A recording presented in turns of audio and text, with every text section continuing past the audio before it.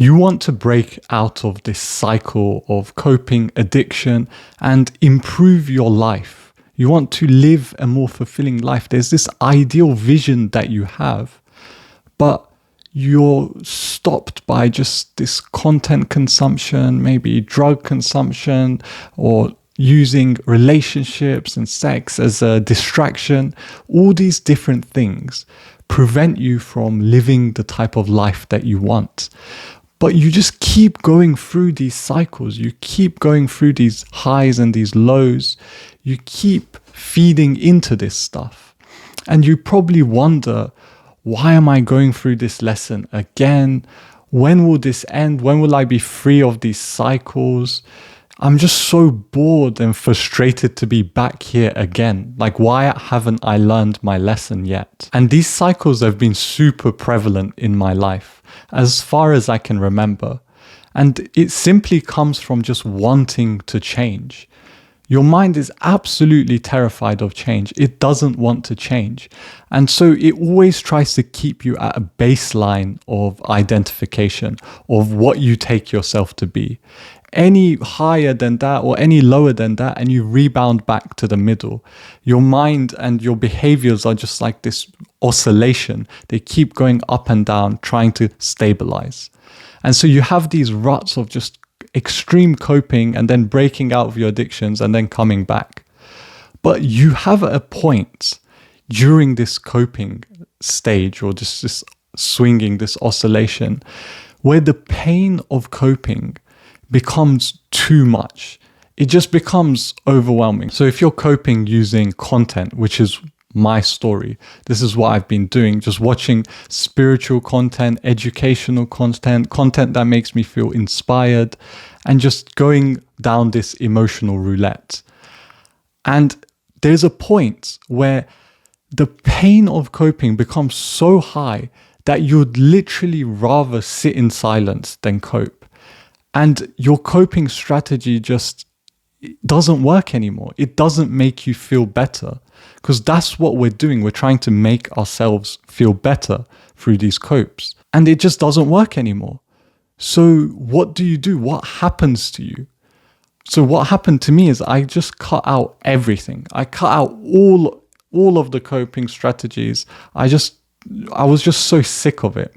And so the last week or so, I haven't consumed any media, listened to any music, watched any movies, or done anything to distract myself from just the feelings or the emotions that I'm feeling. And most of us don't realize how entrenched we are in just these behaviors, in these different ways we use to emotionally regulate and just basically outsource our emotional regulation to some sort of object, music, movies.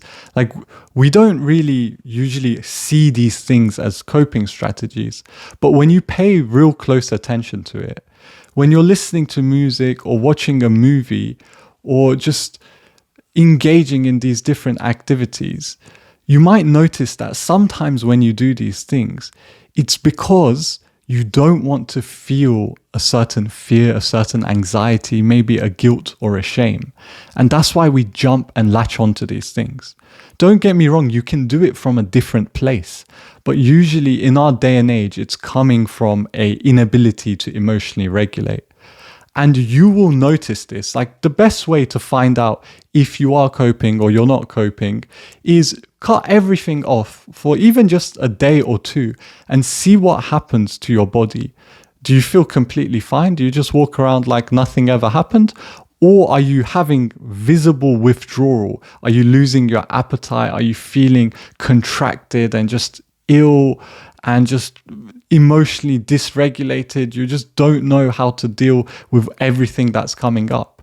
And I would bet that it would be the second option there, because it's just so easy to emotionally regulate using your phone, using music, using movies and shows in this day and age. Like, we have an abundance of things we can use to cope. And so when you cut it all out, you're going to feel very, very different. You're going to have to start dealing with the emotions and the feelings and everything that's been pushed away. So what that looked like for me in my case was my mind was completely restless. I couldn't feel relaxed. I couldn't just let go. I had so much shame and guilt for just even being, just existing. And I felt like my mind was just trying to, like, it was singing songs and remembering different scenes. It was just using anything it can to just just cope, basically, to not face the full force of the emotions that I'd been suppressing or escaping from. And the reason I even started facing these things was because the coping just became too much. And you will face this. You might have already faced this, but you don't. Or the reason I'm making this video is because most people don't see this kind of point as a pivotal point. They just see it as, maybe I'm going crazy, I'm going insane. But it's actually a key point when the pain of just coping is more than the pain of sitting in silence. That is like a very real key point. That is a evolution in your growth. This could feel something like your mind is shutting down. You're trying to think of different ways that you can use to make yourself feel better. You're trying to get yourself to feel better, but your mind literally doesn't have any ideas. It's just blank. You're feeling these intense emotions and then your mind's panicking and going, okay, what can I do? Like, okay, I can do this, I can do that, I can do that. But then all of the options that you're listing just seem so pointless, meaningless, painful to do. And then you just stop. So no more videos, no more movies, no more music. You have to just sit there and see what's actually going on for the first time probably in a while. And this is where the growth happens. This is where you start building courage and resilience and actually facing those emotions that you've been deathly afraid of. Those emotions like fear, anxiety, grief, guilt, shame, and even desire can be something that you're afraid of. And so you actually have to. The universe humbles you in a way, and you have to feel what's coming up. You have to feel what's here without going somewhere else. And you might be wondering, okay, but some people never get to this point. Why do some people never get to this point? You might know people who have just been coping their entire lives and they've never reached this point, or you yourself might have never reached this point. And that's because there's just so much novelty and different ways to distract yourself in this day and age. Like there's an infinite variation of ways that you can forget about your problems. And so you might have to engage with a bunch of those different things before the illusion is dispelled and you're like, wow, this just doesn't work. Or it can also be because some people don't really have big goals. And when you don't really have big goals, the pain you feel isn't that significant because there's not much of a distance between where you are now and where you want to be. And a big goal doesn't have to mean like big in just kind of the materialist sense, like I want to change the world or whatever. It just means the goals that you might have might not be so different from the person that you are now. The bigger that gap is, the more painful it's going to be to just cope and to carry on distracting yourself, because there's this idea of your potential that's just always weighing on you. You know you're not living to your highest potential, and so you feel even more guilt and even more shame, and you reach that breaking point a bit faster.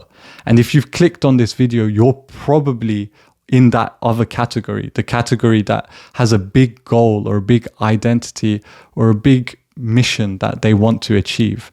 And so you feel even more strongly about just putting things away and just living a more fulfilling life. So the key insight is to expect this point in your journey. Expect a point where coping becomes too painful. You're not going crazy. You're probably going to feel like you're dying, but cherish this moment. This is where your learning is truly happening. You're gaining a fundamental insight into your own pain and your own experience and your own emotions.